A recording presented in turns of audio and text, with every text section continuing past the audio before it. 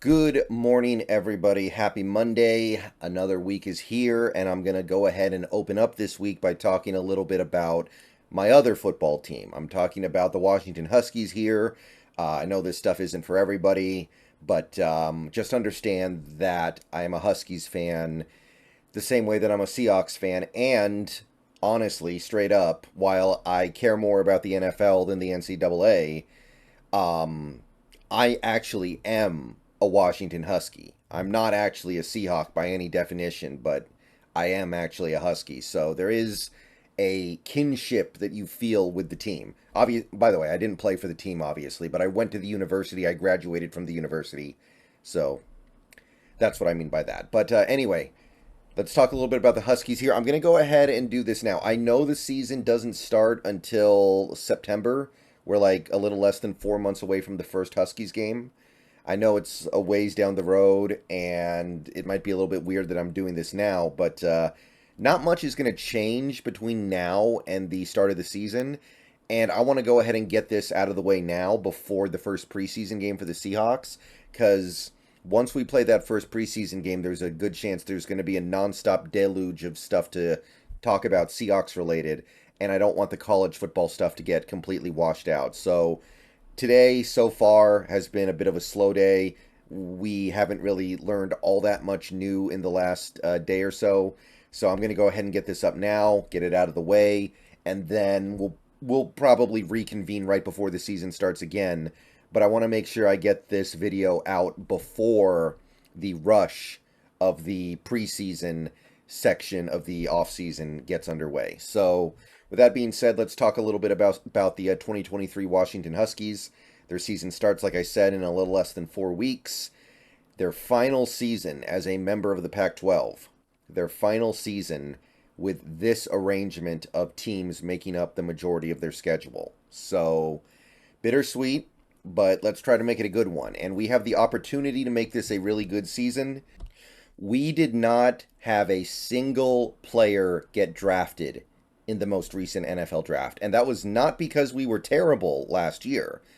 On the contrary, we were really good last year. We were one of the top 12 teams in the nation.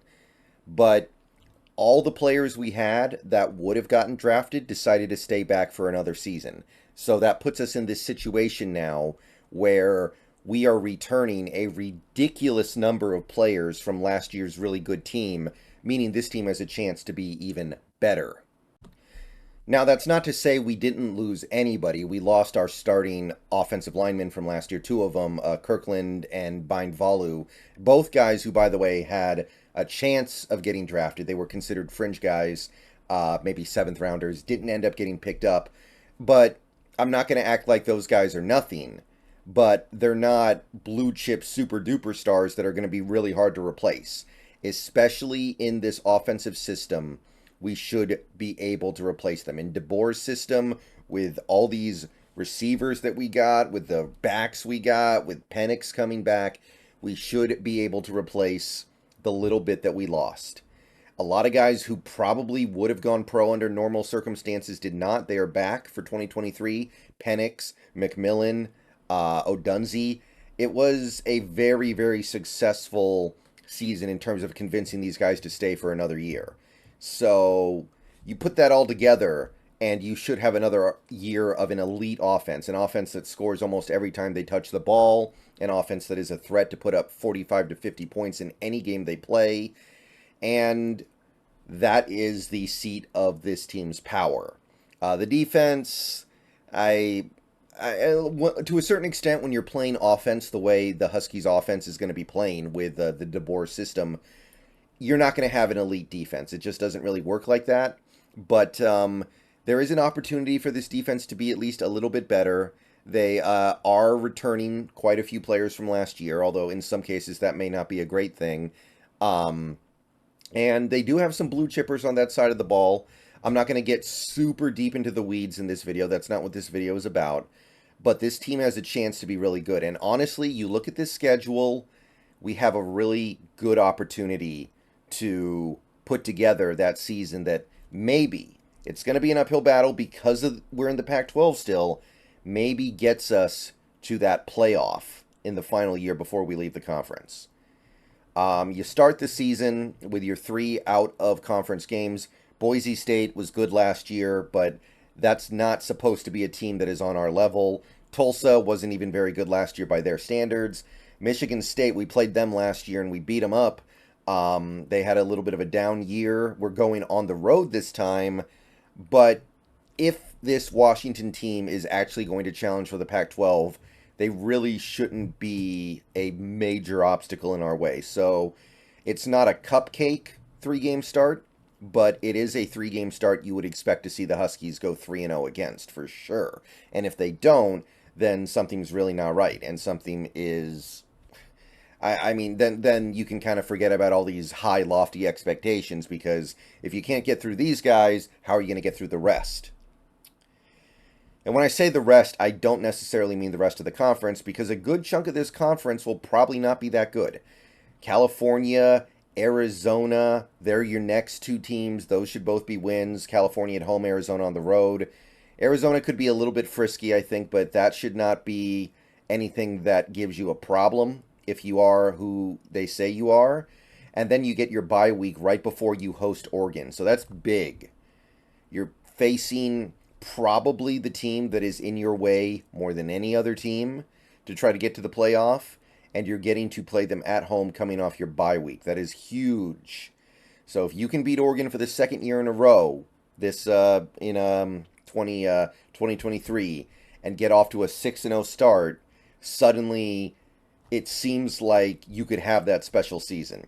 Home against Arizona State, road Stanford should get you to 8-0. Should have very little issue handling those games.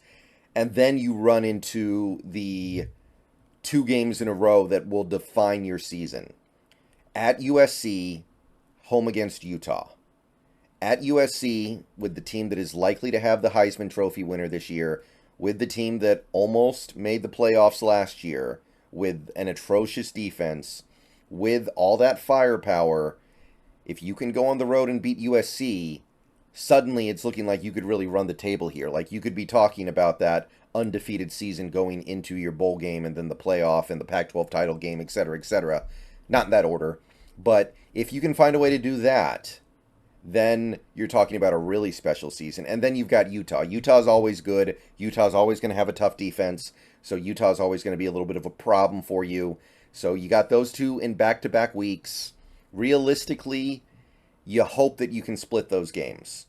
Winning both of those games, going into Southern California and winning, and then hosting Utah the very next week and winning, that's a lot to ask. So realistically, you're probably saying you drop the game against USC, it's on the road, and then you get back on track against Utah at home. Then you got Oregon State. Oregon State was really good last year, but if you get through the USC-Utah gauntlet, people are going to be thinking playoffs. Hopefully they don't look ahead of a team like Oregon State. The good news is, like I said, they were good last year. They're not just some easy team that you expect to roll over and then they can surprise you. And then you got Washington State, who I think will be pretty good this year. They were pretty good last year. Maybe the last Apple Cup ever. Who knows? I don't know exactly how they're going to do this. But you look at this schedule and you look at the way things kind of broke for us. I think the goal is 11-1. I think the goal is 11-1. Maybe that's enough to get into the playoff, maybe not. But the goal against this schedule, 11-1. And that would be a great way to end Washington's time in the Pac-12. That would be a great way to send the conference off. Because if you get to 11-1 and you beat Oregon and you beat Utah, the odds of you making the championship game are very high. You would probably be playing USC again. And don't get me wrong, you might not necessarily be favored in that game. USC is probably going to be a bit of an offensive juggernaut this year. That being said, that game really could end up being like 78-77. So expect it to just go back and forth and be one of those things where whoever has the ball last wins. It's just going to be one of those. But if you beat Oregon and you beat Utah, then the main obstacle between you and the Pac-12 championship game would probably be UCLA, who you don't play this year. And UCLA is obviously going to be a really good team the same way they were last year. But are they 11-1 good? Are they going to be able to get you in a tiebreaker where maybe they snipe you somewhere? doesn't seem overly likely to me. So if you meet that expectation of 11-1, then you should be able to get to that Pac-12 championship game, and maybe it goes down the way it went down last year. Utah was really able to take advantage of the fact that USC can't stop anybody. Now, honestly, I don't know if this Huskies team is going to be able to stop anybody, but those games can often come down to random chance. They just come down to who wins the coin toss, who gets the ball last, who gets the one fluke turnover. And then if you go to 12-1 with that one victory in the Pac-12 title game, that may be enough to get in the playoff. And then at that point, there's really nothing that can happen that can make me unhappy as a Huskies fan, right? You make the playoff in your final year in the Pac-12, I got nothing to say except you did the thing. You did the thing. And at the end of the day, you run into a team like a Georgia, you run into a team like a, maybe not Alabama as much this year, but you run into a team like Ohio State, and they beat you, then I got nothing to be upset about that. So that's what I got. It looks like a pretty reasonable schedule as long as you can survive the first 8 games and get to that 2-game stretch in early November undefeated, and you can find a way to make sure you win one of those games. I think you're good. But that's going to require you to handle your business on Oregon. That's going to require you to then win one of those 2 games, probably the Utah game. So it's all doable. I'm excited. I believe that it can happen. But now the team has to get out there and do it. And we will need to see some improvement in some areas on the defense, I think. That way you don't have some random team sneak in there and put up 50 points on you and beat you because of a fluky turnover. But there you go. Bow down to Washington. Let's get it done.